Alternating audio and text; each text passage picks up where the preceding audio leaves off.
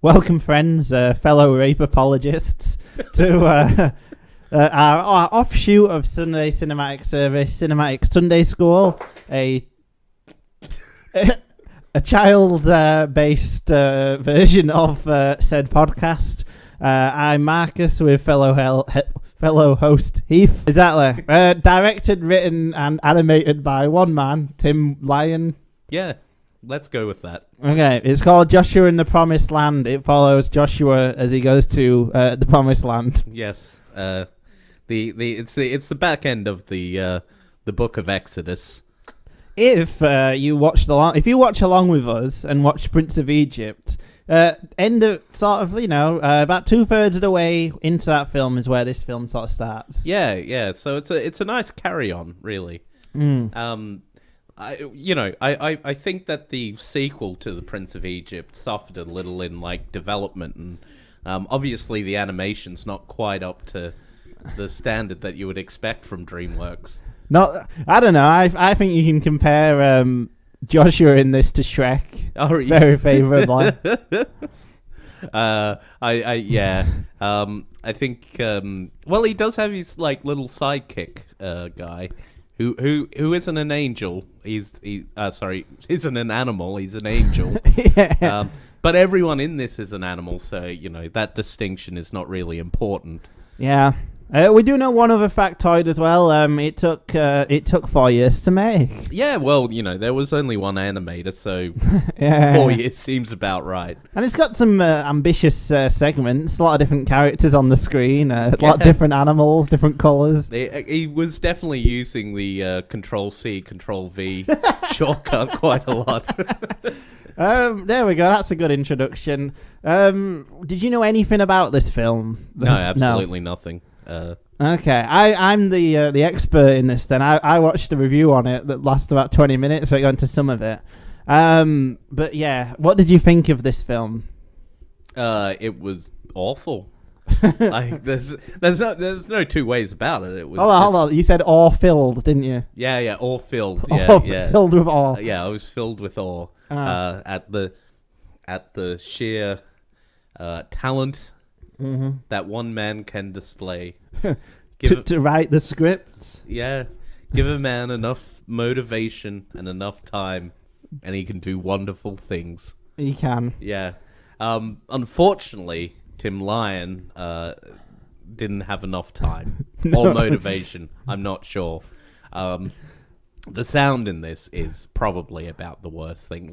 You can talk all you want about the awful visuals and that sort of thing, but at least you sort of know what's happening on screen. The sounds, the sound design is in some parts just ear shattering. Well, this is the thing, the animation, fair enough. It's one guy working over 4 years doing a passion project. To an extent, you can understand why it looks like this. With the audio, though, there's barely any excuse. It sounds worse than this does, and, you can get recording equipment for less than 100 quid. How little money must he have spent on the audio to get it to sound like this? I don't know. Yeah, I'm not even entirely sure. I'm not sure how he record. I'm assuming that he just used the onboard microphone on his laptop or something like that. It must have been an old laptop then. Yeah, I don't see how he He actually fed it through a ZX Spectrum.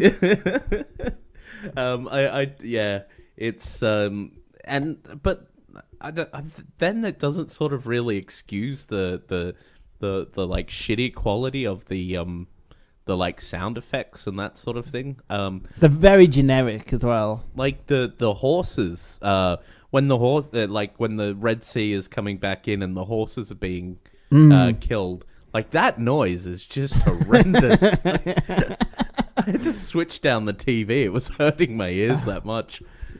Interesting fact about this as well. You can actually buy a DVD of this from Amazon. Why? So this film, it may sound if you've seen a trailer or anything of it, it's not just something that will put on YouTube. This was a full-length DVD that you could buy. Well, I say full-length, 55 minutes. Yeah, well, that's still fine. It's a DVD you could have bought in a shop. Confused parents, may have gone into a store, bought this thinking it was Joseph. The crossover between the Lion King and Prince of Egypt. You mean Prince of Egypt? Yeah. Hey-oh. But should describe some of the plot maybe, which I should have done in the intro. Yeah, why not? Give it a go. Joshua is a young lion. He's seems to be maybe just post-pubescent. Yeah. He's got a abusive dick of a dad and a sort of pliant mother who sort of puts up with it. Though she's a bit of a harridan herself, though. Okay. But she sends him to his room where he is visited by a angel, omniscient being who can transport time and space. I'm gonna say angel because, towards the end, when the angels knock down the walls of Jericho, spoiler alert, all of them look like him. So I'm assuming he's supposed to be an angel. Maybe we're not giving enough credit to the animation then. If you could pick on such a subtle clue, then visual storytelling at its best. Yeah. So this angel says, "Come with me. You don't know where you're going, but I promise it will be fun. So just trust me." He does. He's taken away. We've all heard that before. We've all heard that. We'll be back before dinner. Just believe me. Now take this pill.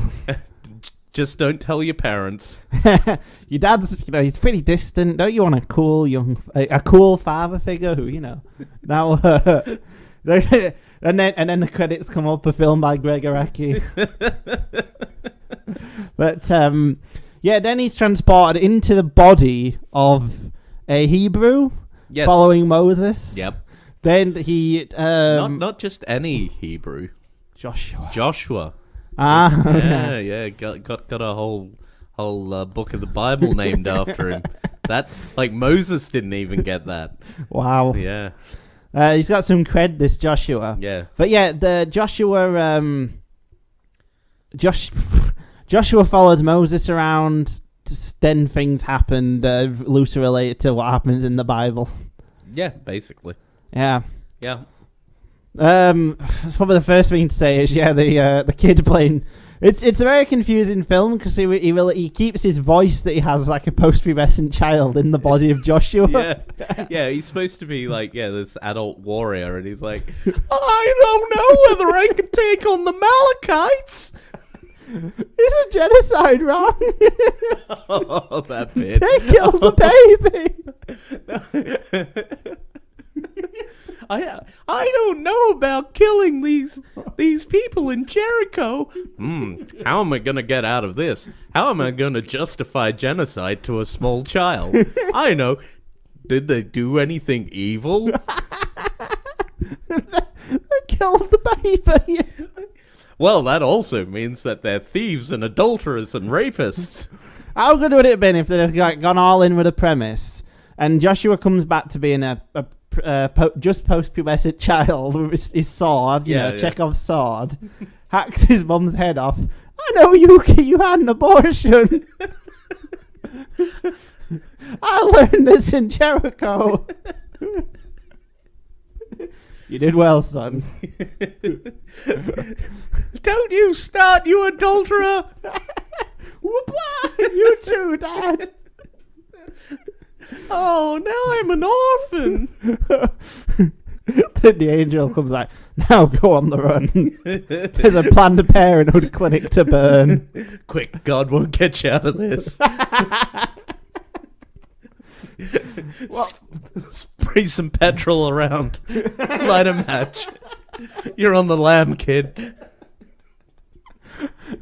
And then it just becomes like the Hulk where it goes from place to place. Yeah.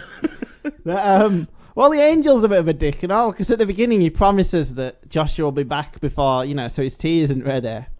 And then he comes back afterwards. Yeah. So he's lied to just to go on this like, adventure. Well, you're late for dinner now, but that's not my fault. Well, whose fault is it?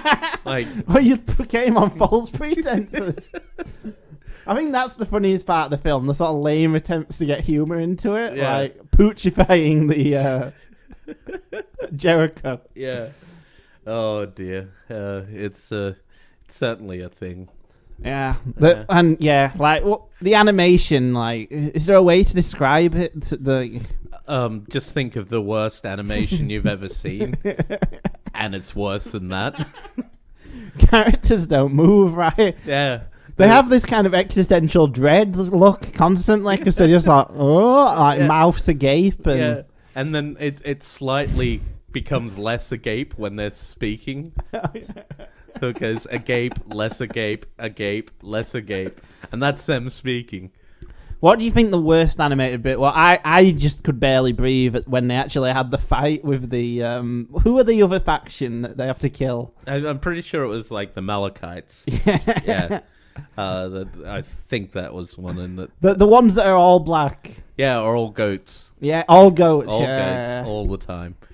But yeah, I still think, and you missed it, I think, was the bit where the guy, our friend Tim Lyon, got the layering wrong, and essentially, so to make it seem more distant, he had like a smaller figure running in the background, but he got the layering wrong, so it just ran across another character's face.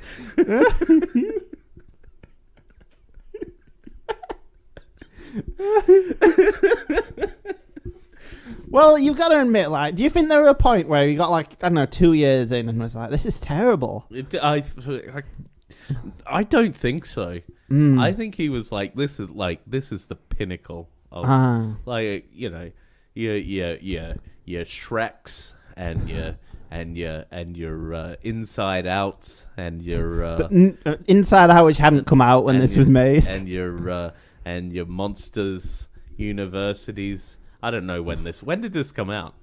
2000, early, I don't know, I'm going to say 2004, 5, something like that. Okay. It's old enough where it would have been released on DVD. Yeah. Not straight to Netflix or pure fix. Yeah, would have Monsters Inc. is what I was thinking. Okay, Monsters Inc. is fine, yeah. Would it have been out at this point? Yes, 2001 that came out. Because I just want to talk about the hair in this and the texture. Okay. So our main protagonist Joshua is a lion, and he has a mane, inverted commas mane, and it essentially just looks like a sort of plastic Encasing. dome, yeah, encasing on his head. It doesn't move or anything. There's no texture to any of the skins of like or the fur of all these. And the reason why I asked about Monsters Inc. was That like, looks amazing. That looks absolutely amazing. And look, fair enough. There was a huge team at Pixar working on every like hair on Sully's body, but like I don't understand like why this guy just couldn't have just given like a little bit more of a fuck. Well, it also is like hilarious. This is so obviously that age where like people were like anthropomorphize something, that's animation. Yeah. It can't just be a person. It can't be like a kid. It has to be an anthropomorphized lion. Well, I only recently discovered this, is that like people are really hard to do. That's why that's why this whole anthropomorphizing things has taken off. Because apparently people are like really difficult to do. So and apparently for Tim Lyon, anthropomorphized animals are really difficult to do. Like there's lions in this, but they don't have tails. Yeah. Apart from when they're angel lions. Yeah, and then there's there's like the walrus people.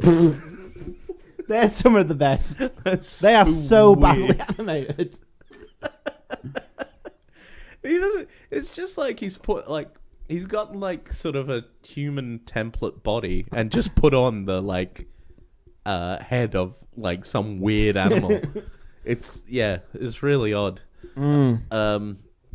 But I do, I do have to give him credit for some really good visual storytelling with the residents of Jericho.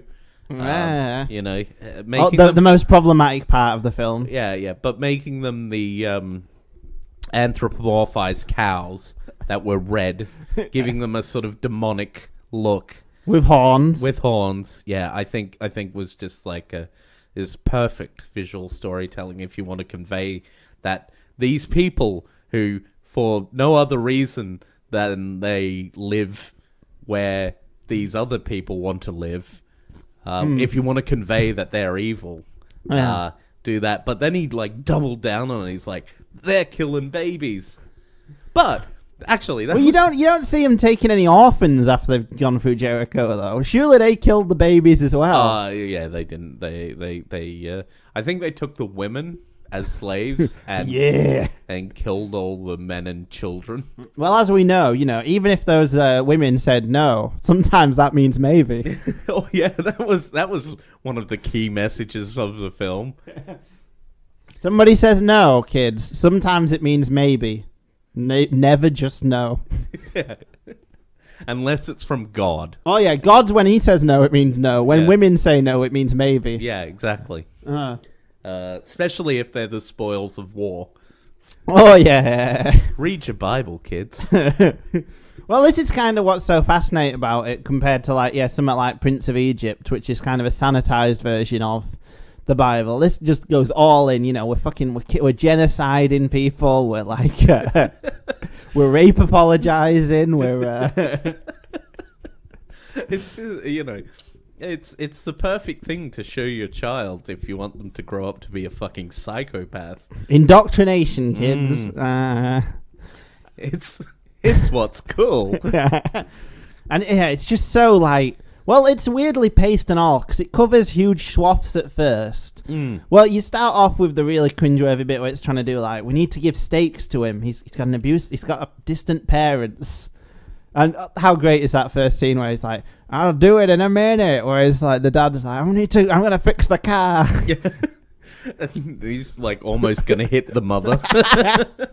But then we get, huge swaths. We get through the Red Sea. We get the battle scenes. We get Moses going up the mountain. All this stuff. Bang, bang, bang. And then how long does it take for them to fucking take over from the... What's it called? It takes them half the film to go overthrow Jericho. Oh, yeah. But that's because, if you're talking about the actual story... They go to Jericho, everyone complains, and they don't believe in God, and go, we can't take over Jericho. And because they don't believe in God, God's like, well, fuck you. You aren't allowed into the promised land now. Go wander the desert. Okay. And then basically the next generation gets to go in. And that's so yeah, it is something that you kind of have to skip over, and there's time there. It's where the 40 years, the wandering the desert for 40 years came from. Could it be that the Bible is a bad book?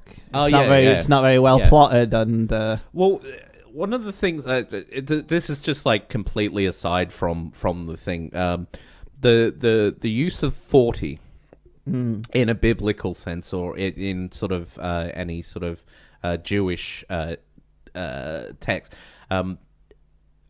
potentially doesn't actually mean 40 years or 40 days or 40 nights. Yeah. The actual, it just, the use of 40 potentially just means it's a long time. Oh, that, yeah. So that's one of the things. So, when they say they wandered the desert for 40 years, it wasn't literally 40 years. It was just a very long time. Protracted amount of time. Yeah. But anyway, that's... Beside the point. I thought I'd add a little bit of... So I thought I was going to sneeze then. Yeah, you were going to add a bit of... I thought I'd add a little bit of education to this, because it's just us ripping on this film. This film. We've gone past... we've got the terrible audio. We've got the bad animation. Ostensibly, we are a religious-based podcast. How was... We're a faith-based podcast, not religion, faith-based. Faith-based. How was faith portrayed in this film? Well, first, was it accurate to the Bible? Yeah, actually, it was pretty accurate. More so than like any other film we've watched so far. Yeah, more so than bloody Prince of Egypt. It was fairly accurate to, and to its credit, it didn't like shy away from the whole like genocide thing. It just tried to justify it. Like, I was sure they weren't going to say the baby was killed. I thought that like you had that cutaway. yeah, So basically, they show them with a baby, and like he holds it up. You're just like, oh yeah, they're gonna kill that baby. yeah. I thought that's it. That's all we need to know as an audience. Then like later, they killed the baby. They killed the baby. Yeah, so that means that this whole civilization must be wiped out. Yeah.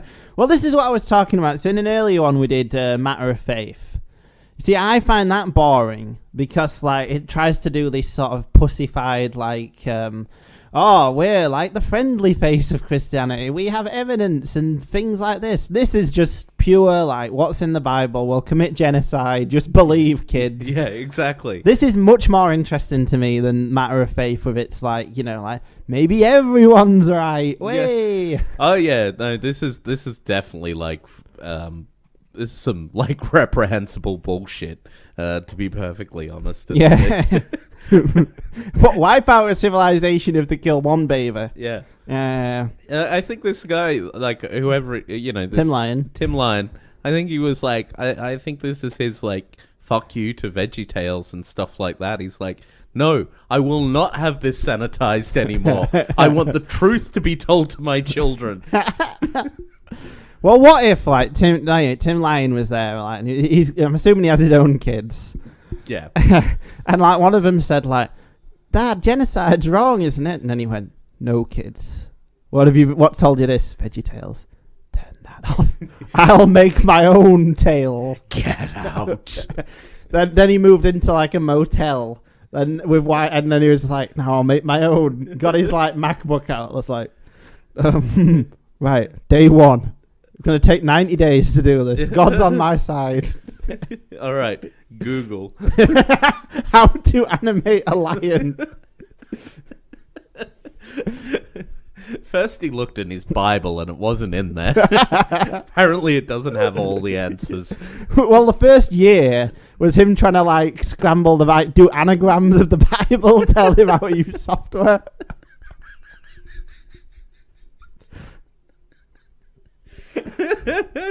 Yeah. He's like cutting up his Bible and like praying to God and throwing the letters out. I'm imagining at one point it's like A Beautiful Mind where the words sort of came up and rearranged. It's revealed knowledge. God told me how to do this and all I found out how to do is download online porn. Why, God? Why must you tempt me?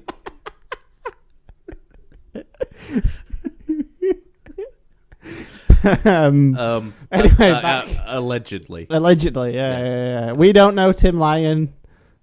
No, we don't. We don't know what he did to get this film made. If he'd like to come on and do an interview as publicity for the film, I'd love that. Yeah, I'd love to speak to Tim Lyon. I'd like to know what was going through his mind when he made this. Fuck, that'd be great. Is this one of the best sort of so bad it's good animation? Because I laughed all the way through. Yeah, no, like it was decently paced. Like you generally find with a lot of stuff like so bad it's good stuff that eventually it sort of starts to drag and you're like, oh God, when will this be over? There was only one point in it where it sort of dragged a bit for me, but otherwise it was it was thoroughly entertaining. Well, it's the best kind of thing because it's somebody with like a vision of what he wants to do, and just obviously no talent. Like I want to know like how he got this. I'd love to know like how they made this. Like how did he get the voice talent? Because it's not just him doing different voices. I'm assuming it's probably just people from like his local like church or something like that. Like no, it just seems like that would be it. Like he's like a pastor and like. Oh, not even like he was probably just, like he's gone to church and he's like, oh, I'm making this animated film and I need people to like do the voices and, it's to spread the message of God. And like everyone else would have been all like, yeah, that sounds really great. Let's do that. I'm probably giving these guys much more credit. Like the voice I just did had far more emotion in it than anything that's in this film. Yeah, like you didn't just go like, go and kill Joseph. Well, the voice animation is so dull. Yeah, I don't know, sir. I don't know whether I should kill these people. Did you see them do anything evil? Well, they did kill a baby. It is settled then. We will wipe them out. So good. Yeah, I'd have loved it if there were more like political subtext, like they used it as a metaphor for like Iraq based on the time period. What, Jericho's got like weapons of mass destruction? Yeah. I think the Jews had the weapons of mass destruction, to be perfectly honest. Those fucking angels. Jesus Christ. It's not a fair fight, really. They left nothing. So much of this film is done through voiceover and all. I like the bit where it was like Moses walking around. It's like, but even he could not go through temptation. He smacked the rock with his cane. Yeah, God just told him to talk to the rock, not hit it, but he did it. So he can't go into the promised land because God's a petty dick. Oh, water animation in this as well. That may be the best animation, like. But yeah, how does it portray faith? We've already established that God's a genocidal maniac. Yeah. It also has like a really ugly kind of like blind sort of like just follow this and like just do nothing else. Yeah. Like No, it's definitely that's a sort of that's the message of the Bible. Like really, it's just like blind obedience. Yeah. But like, yeah, that's the kind of thing that there's not good in. There's no ambiguity. Like, no. Well, God and all is portrayed quite interestingly. He's just a ball of like light as a. he's a shitty After Effect. He's so good. Yeah. And it definitely comes on the side of an interventionist God as well. Oh yeah, of course. Yeah. He was in the early days. He took a step back after the whole Jesus thing. Yeah, he was like, they've killed my son. Like, I'll not do this anymore. Yeah. We'll leave them to their devices. Like, they can't be helped. Especially those bloody red guys. Anyway. Would you recommend watching this film? Yes, of course. Well, you should just watch it on YouTube. You can watch it on YouTube. It's only 55 minutes. It's blessedly short. Yeah. I don't think you could get 90 minutes out of the premise. No. Oh, well, you could probably just go more into the story of the Bible. Yeah. Yeah. Like, but then it would become clear. It would become more clear that God is a genocidal maniac as they continued from town to town. Yeah. Killing the inhabitants and whatnot. This is an entire like subgenre, you know, like straight to DVD Christian animation that's badly done and like. Should we watch? I can't think of any off the top of my head now, but would you be up for watching some more of stuff like this? Yeah, if we can find it. Yeah, well, it's got to be all on YouTube now. Like, do you think they made a lot of money off this kind of stuff? And I want to know if there was no. It's a real passion project. Yeah. It's got like 200 reviews on IMDb. Guess what the IMDb score is? 3.2. 2.0. Oh, jeez, there are better films with. It's not that bad. Yeah, it's pretty. Maybe they were doing the reprehensible content. And, I suppose. The story's not that great. No, and it does have some lame attempts to do humor into it and stuff, and like he does not try and portray like the kid as a genuine post-pubescent kid either, which I quite enjoy. That's rad, Moses. How do you think Moses was represented? What was his representation like? Yeah, he was all right. He was sort of a wise gibbon. I think he was a gibbon. I don't know. It's really hard to tell what anything was. Yeah. Well, nothing's got tails, so you know. The walrus is quite easy, but that was it. Yeah, because they got the teeth. Tusks. But No, Moses was fine in it. I don't know. Yeah. But yeah, go. It's probably the most entertaining thing we've watched so far. Would you say? Oh no, Four Lions was very entertaining in a genuinely good way. Yeah. No, this is probably the best so bad it's good Yeah, thing we've watched so far. Yeah, Yeah. it did not drag at all, No. and was a consistent laugh. Exactly. But yeah, we will watch more of these kind of films. Any final thoughts? No, good. We've covered it. Just go watch it. Go watch it, yeah. And Freeze, if I think we should try and get Mr. Lion, whatever his first name, Tim Lion, to see if he'll make a sequel. Yeah. What is right after Exodus? Joshua. Joshua. Interestingly enough. Would you? What happens in that? Let's do some sequel baiting. Oh, well, what happens in that is that what I just described. They just go from basically town to town. Committing genocide. Committing genocide. That sounds good to me. Yeah.